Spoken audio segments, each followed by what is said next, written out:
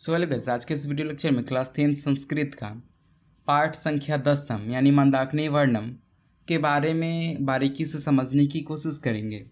अध्याय संख्या 10 में अगर हम लोग संस्कृत के अध्याय संख्या 10 को खोलते हैं तो उसमें मंदाकिनी वर्णम एक चैप्टर मिलता है। तो आइए हम लोग उस चैप्टर को बारीकी से इस वीडियो लेक्चर में समझते हैं। तो समझने से पहले सबसे पहले पाठ परिचय को समझ लेते हैं कि पाठ परिचय क्या दिया हुआ है। तो मंदाकिनी वर्णम जो चैप्टर है, इसके लेखक जो है वाल्मीकि जी है। वाल्मीकि जी का नाम तो आप लोगों ने सुना ही होगा। मंदाकिनी वर्णम ये जो चैप्टर है, रामायण के अयोध्या खंड सर्ग संख्या 95 से संकलित है। यानी ये जो पाठ है यह रामायण के अयोध्या खंड 95 से लिया गया है। एग्जाम्पल के साथ समझते हैं कि जैसे हम लोग कोई बुक उठाते हैं, उस बुक में 95 नंबर पृष्ठ संख्या या 75 नंबर पृष्ठ संख्या पे कोई चैप्टर दिया हुआ होता है। फॉर एग्जांपल अगर हम लोग बात करें इसी चैप्टर की मंदाकिनी वर्णम की, तो आपके संस्कृत में 75 पृष्ठ संख्या 75 नंबर पे मंदाकिनी वर्णम का पाठ जो है दिया गया है।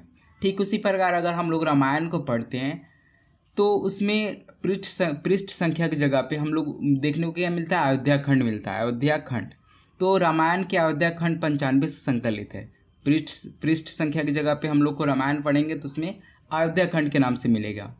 तो आई होप आप लोग को समझ में आ गया होगा इस लाइन का मतलब। आगे समझते हैं कि क्या इस चैप्टर में क्या दिया हुआ है। इस पाठ में चित्रकूट के निकट बहने वाली मंदाकिनी नामक छोटी नदी का वर्णन राम द्वारा किया गया है। चित्रकूट एक प्रकार की नदी है और उसी के निकट एक नदी बहती है जिसका नाम क्या है, जिसका नाम है मंदाकिनी।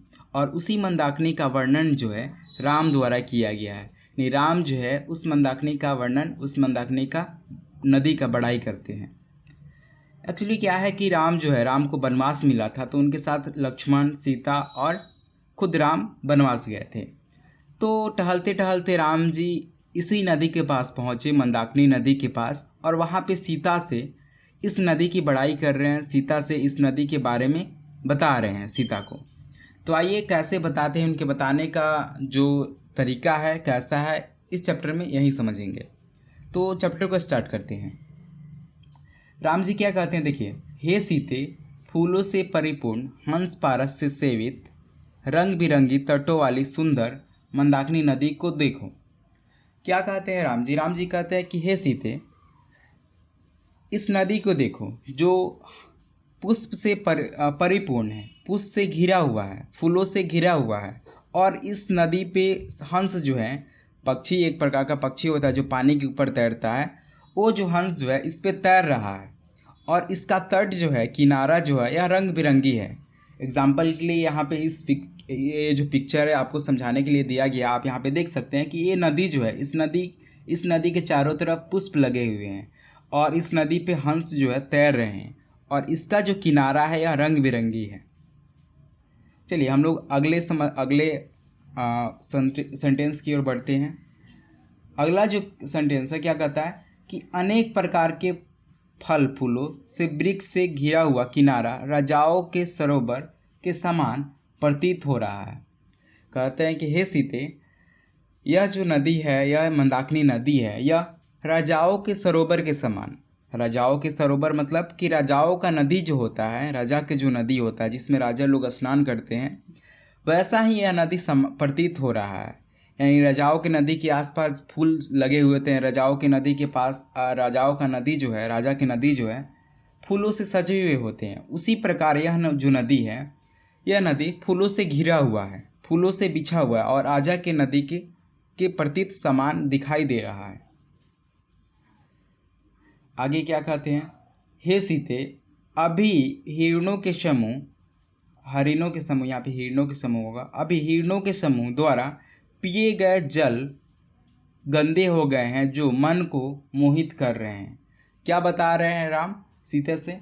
तो माता सीता से राम जी बता रहे हैं कि हे सीते, अभी अभी इस नदी से हिरणों के समूह द्वारा पानी पिया गया है और यह जो पानी है यह गंदा हो गया। फिर भी मेरे मन को जो यह गंदा पानी जो है, यह मेरे मन को मोहित कर रहा है।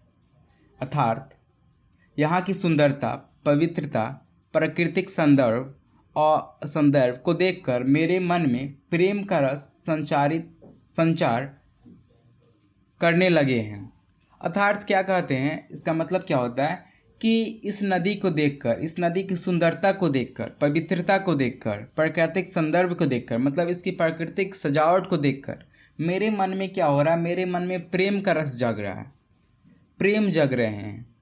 लव एग्जाम्पल आप समझ सकते हैं, आपके लाइफ में लव फीलिंग्स वैसे मेरे मन में हो रहे हैं। अगला क्या है, हे प्रिय सीते, जटा और मृग चर्म धारण करने वाले, पेड़ की छाल को वस्त्र रूप में धारण करने वाले ऋषिगण तो इसी मंदाकिनी नदी में स्नान करते हैं। क्या कह रहे हैं अगले अध्याय में, अगले सेंटेंस में, वाक्य में, कि हे प्रिय सीते, हे सीते, इस नदी में जटा और मृग चर्म को धारण करने वाले अर्थात तथा पेड़ के छाल को वस्त्र जैसे धारण करने वाले जो ऋषि मुनि हैं इसी नदी में स्नान करते हैं। कि ये जो रामायण है बहुत प्राचीन काल में लिखा गया था। तो उस टाइम पे क्या होता था कि हम लोग जैसे मॉडर्न लाइफ में क्या करते हैं कि कपड़ा पहनते हैं, उस टाइम पे कपड़ा नहीं था। कपड़ा की जगह पे हम लोग क्या यूज करते थे, चर्म, मृग चर्म, जो हिरन के चर्म जो होता है, चमड़ा जो होता है, छाल जो होता है, चीता का छाल जो होता है, अनेक प्रकार के जानवरों का छाल जो होता है, उस छाल को पहले के लोग क्या करते थे, वस्त्र के समान, कपड़ा के समान उसको धारण करते थे, पहनते थे। तथा पेड़ों के छाल से भी उस टाइम के लोग जो है अपने कपड़े के समान उसको देखते थे, पेड़ों के छाल से भी अपना कपड़ा बनाते थे। तो इसलिए सीते से कह रहे हैं राम जी कि हे सीते, जटा और मृग चरण धारण करने वाले तथा पेड़ों को वस्त्र रूप में धारण करने वाले ऋषि मुनि तो इसी नदी में स्नान करते हैं। जैसे एग्जाम्पल के लिए आपको हम यहाँ पे दिखा दें, यहाँ कि ये जो नदी है इसमें एक ऋषि मुनि क्या है, नहा रहे हैं। तो इसी को सीता से बताए हैं राम जी कि सीता देखो कि इसी नदी में क्या है, ऋषि मुनि भी इसी नदी में नहाते हैं। हे विशाल नयन वाली सीते, अब आपसे क्वेश्चन पूछा जा सकता है कि हे विशाल नयन वाली सीते का किसे कहा गया है। तो इस लाइन को ध्यान रखें कि आपसे ऑब्जेक्टिव क्वेश्चन इससे बन सकता है। तो हे विशाल नयन वाली सीते, यानी विशाल नयन वाली सीते किसको कहा गया है, माता सीता को कहा गया है। तो हे विशाल नयन वाली सीते, ये श्रेष्ठ मुनि लोग अपने बाहों को ऊपर किए हुए सूर्य की उपासना में लगे हैं। मतलब कि सीते देखो कि इस नदी में क्या है, इस नदी में ऋषि मुनि जो है अपने बाहों को ऊपर किए हुए हैं और सूर्य की उपासना, सूर्य की पूजा कर रहे हैं। जैसे आप इस पिक में देख सकते हैं, इस पिक में कि एक ऋषि मुनि जो है सूर्य की तरफ हाथ कर सूर्य नमस्कार कर रहे हैं, जल चढ़ा रहे हैं। आगे बढ़ते हैं, आगे क्या कहते हैं, हे सीते, मणि जैसे निर्मल जल वाली मंदाकिनी को देखो। क्या कह रहे हैं राम जी सीते माता से क्या कह रहे हैं कि हे सीते, मणि जैसी चमकने वाली इस निर्मल जल वाली मंदाकिनी को देखो। जैसे मणि जो होती है वो जो जैसे मणि क्या होती है, मणि चमकदार होती है, उसी प्रकार यह जो मंदाकिनी नदी है यह चमकती है धूप पड़ने पर। तो राम जी क्या कह रहे हैं, राम जी कह रहे हैं कि हे सीते, मणि जैसे निर्मल, मणि जैसे चमकने वाली इस जल वाली नदी को तो देखो, जिसकी कहीं तट सजी धजी है तो कहीं ऋषि मुनियों से भरी पड़ी है, जिसकी तट जो है, जिसकी किनारा जो है ऋषि मुनि से भरा हुआ है, तो कहीं फूलों से जिसकी नदी,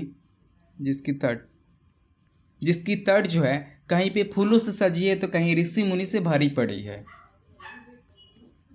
आगे क्या कहते हैं, हे सीते, वायु द्वारा उड़ाए गए फूल समूहों को देखो। क्या कह रहे हैं राम जी की हे सीते, वायु द्वारा, क्योंकि आसपास उस नदी के आसपास तो पेड़ों थे, पुष्प के पेड़ थे, फ्लावर के पेड़ थे।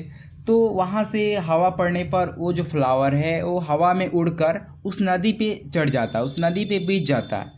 तो वहीं राम जी क्या कह रहे हैं, वहीं राम जी कह रहे हैं सीता माता से, हे सीते, वायु द्वारा उड़ाए गए फूलों के समूह को देखो, जो वायु में उड़कर इस नदी पे पड़ रहे हैं उसको देखो। दूसरी तरफ जल के बीच में तैरते हुए पुष्प के ढेरों को देखो। राम जी क्या कह रहे हैं कि राम जी कह रहे हैं कि वायु द्वारा उड़ाए गए पुष्प के समूह जो है उसको देखो, तथा दूसरी तरफ तुम देखो कि इस नदी पे फूलों के समूह जो हैं बिछे पड़े हैं। एग्जाम्पल के लिए आपको दिखा दें, यहाँ पे ये जो नदी है फूलों से बिछा हुआ है, इसके ऊपर फूल के समूह जो है, फूल के जो समूह है ढेर पड़े हुए हैं। ठीक उसी प्रकार राम जो है क्या कह रहे हैं कि राम कह रहे हैं कि हे सीते, तुम इस नदी को तो देखो, जिस नदी पे फूलों का समूह जो है बिछा पड़ा है। कितना सुहाना नजर है, सुहाना नजारा है। आगे कहते हैं हे कल्याणी। अब यहाँ पे कल्याणी किसको कहा गया है? सीते माते को कहा गया है। आप प्रत्येक लाइन को याद रखें, और एक एडवाइस भी है कि इसको पढ़ने के बाद अपने बुक को पढ़ें, क्योंकि आपसे कई बार पूछा जा सकता है कि आपके बुक के लाइन का जो एक सेंटेंस दे दिया जाएगा और बताया जाएगा कि पूछा जाएगा कि इस सेंटेंस का मतलब क्या होता है, हिंदी में समझाएं। तो आप एक बार क्या करें कि आप इसको पढ़ने के बाद अपने बुक को भी पढ़ लिया करें। तो हे कल्याणी, अत्यंत मीठी वाणी वाला चकवा चकई पक्षी को देखो। चकवा चकई एक प्रकार की पक्षी है, उसके बारे में राम जी बता रहे हैं कि हे कल्याणी, हे सीते, अत्यंत मीठी वाणी बोलने वाले चकवा चकई पक्षी को तो देखो, जो मधुर आवाज से मंदाकिनी की शोभा को बढ़ा रहे हैं। राम जी क्या बोल रहे हैं? राम जी बोल रहे हैं कि हे सीते, तुम इस नदी के आसपास जो पक्षी हैं, चकवा चकई जो पक्षी हैं, वो अपने मधुर आवाज से, मधुर वाणी से इस नदी की शोभा को बढ़ा रहे हैं। आगे क्या कहते हैं राम जी? हे शोभने। अब यहाँ पे शोभने किसको कहा गया है? शोभने सीते माते को ही कहा गया है। तो हे शोभने, यहाँ चित्रकूट और मंदाकिनी के दृश्य का नज़ारा जो हो रहा है, यह दृश्य तुम्हारे द्वारा किया गया अन्य दृश्यों के दर्शन से अधिक सुंदर माना जाएगा। राम जी क्या कहें अंत में कि हे सीते, तुम्हारे जो द्वारा जो अनेक दृश्य, अनेक दर्शन, अनेक चीज़ों के किए गए हैं, उन चीज़ों से सुंदर यह दृश्य को माना जाएगा, क्योंकि यह दृश्य जो है बहुत ही सुहाना, बहुत ही लुभावना है, और इसी दृश्य को सबसे सुंदर माना जाएगा। तो इतना था आपके चैप्टर में, आपके मंदाकिनी चैप्टर में। मेरा एक एडवाइस है कि आप इसको पढ़ने के बाद ज़रूर ही उस अपने बुक के जो लाइन्स है उसको पढ़ें, ताकि आपको अच्छे से समझ में आए। अगर उस बुक के लाइन्स को इसमें इंक्लूड करते हैं तो टाइमिंग थोड़ा सा बढ़ जाएगा और ज़्यादा हो जाएगा। सो हम लोग को क्या करना है, हम लोग को कम टाइम में बहुत सारी चीज़ों को कवर करना है। सो इसलिए उस बुक के लाइन को आपके लिए छोड़ा गया है, आपके लिए होमवर्क है, ऐसा समझ लीजिए कि होमवर्क दिया गया है। उसको पढ़ें और इस लाइन को समझने की कोशिश करें। तो आपके चैप्टर में इतना ही दिया गया था। आई होप ये वीडियो लेक्चर आपको अच्छा लगा होगा। अगर अच्छा लगा है तो आप इसको ज़रूर कमेंट करें, लाइक करें और सब्सक्राइब करें। कमेंट तो ज़रूर करें, क्योंकि इससे मेरा मोटिवेशन बढ़ता है कि आप लोग को कितना समझ में आ रहा है। अगर आप लोग को समझ में नहीं आ रहा तो आप अपने सलाह भी दे सकते हैं, ताकि मैं जो है अगले वीडियो में आपके सलाह के अकॉर्डिंग इम्प्रूवमेंट कर सकूं।